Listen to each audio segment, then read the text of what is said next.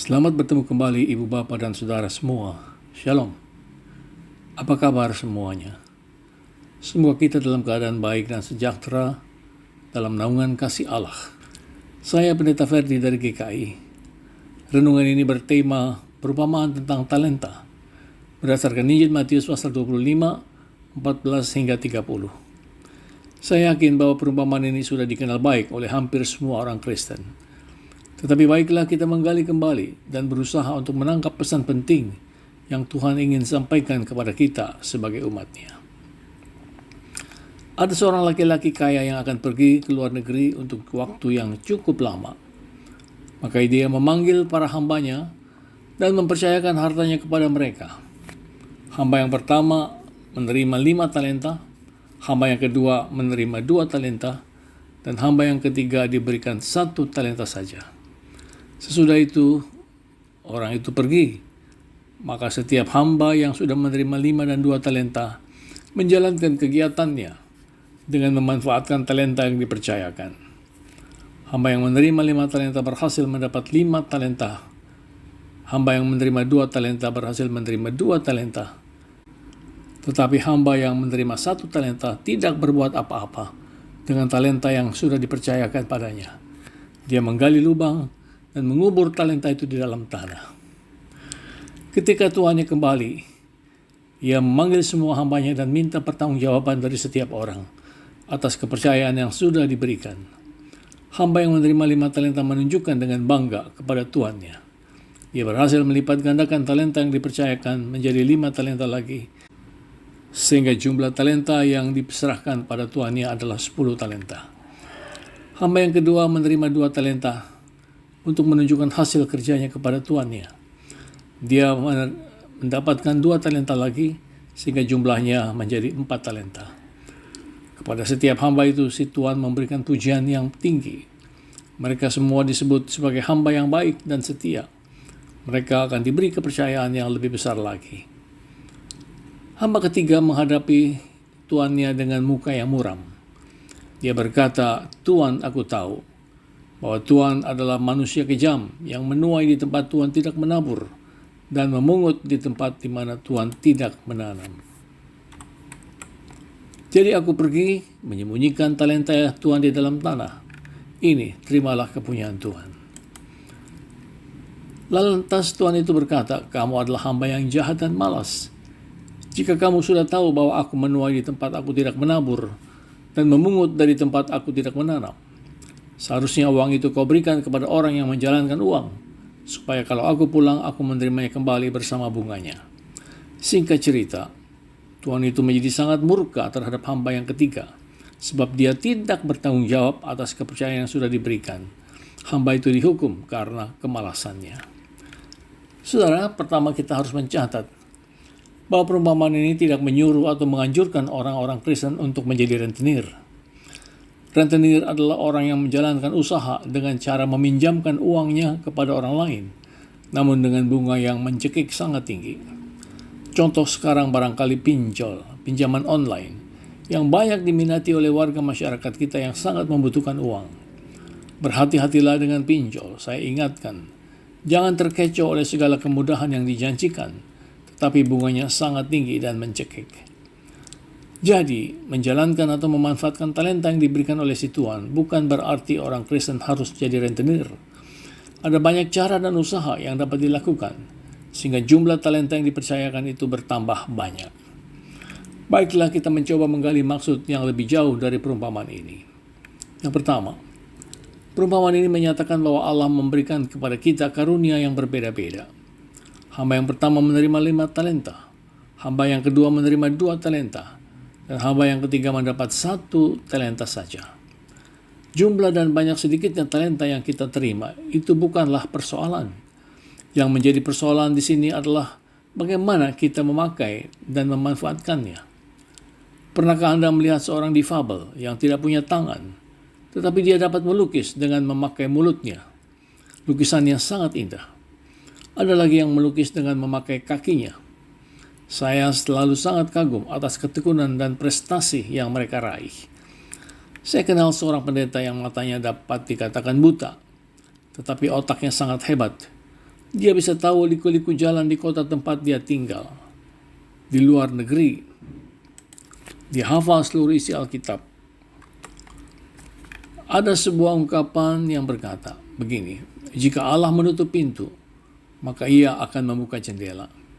Artinya, jika jalan yang satu itu tertutup bagi kita, maka Allah akan membukakan jalan yang lain untuk kita, sehingga kita dapat meraih hasil yang hampir sama dengan orang lain.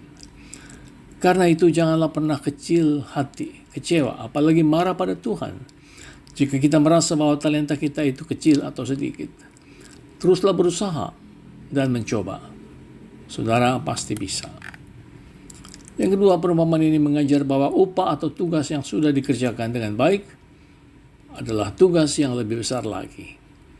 Ini adalah hal yang sangat wajar dan penting. Pernahkah Anda bertemu dengan seorang direktur sebuah hotel?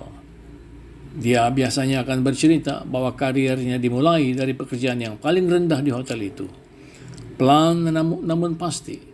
Jika semua tugasnya dikerjakan dengan baik, maka karir dan posisinya akan terus naik.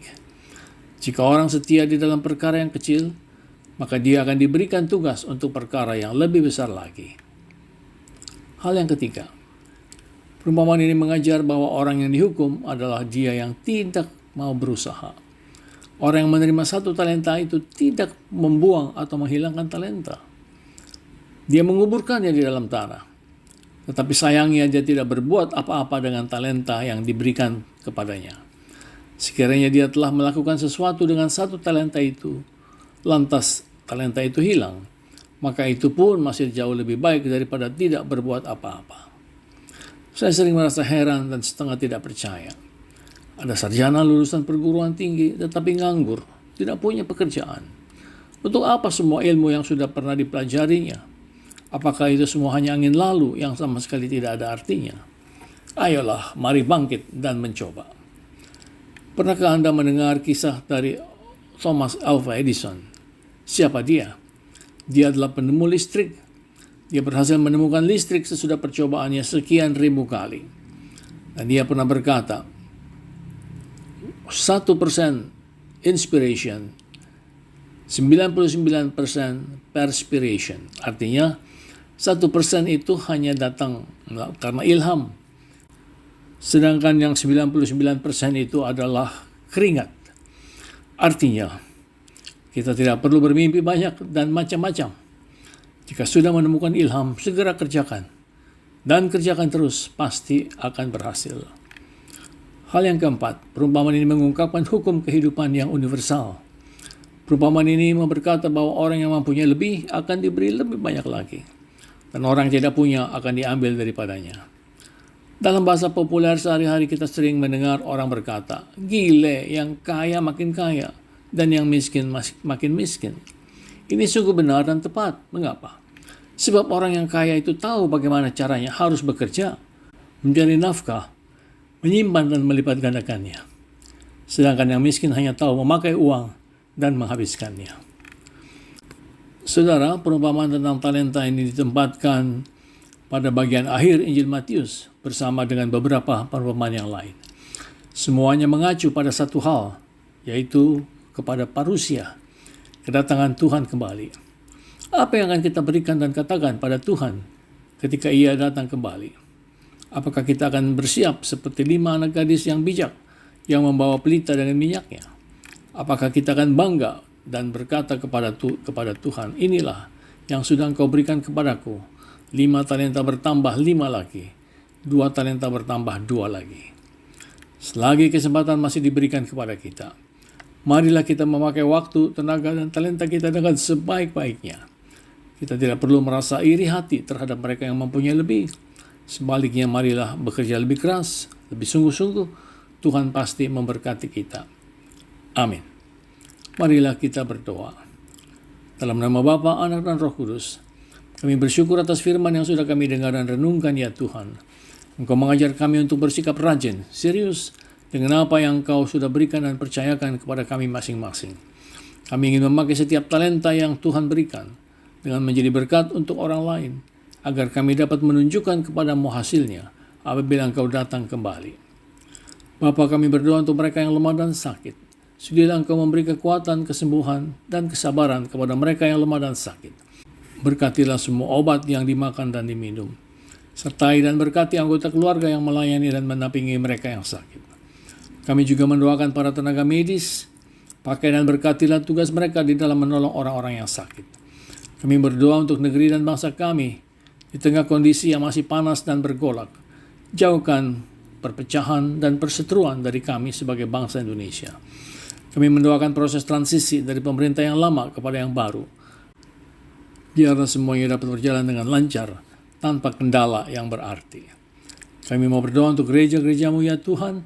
Pakai dan berkatilah gereja-gerejamu untuk terus bersaksi dan melayani, agar nama Tuhan dimuliakan, agar semakin banyak orang yang percaya dan mengenal Engkau sebagai Allah yang sejati. Tuhan, dengarkanlah doa kami. Demi Kristus. Amin. Saudara, jika Anda merasa renungan ini bermanfaat, Anda boleh meneruskannya kepada orang lain, dan Anda tidak perlu minta izin dulu pada saya. Tuhan memberkati saudara.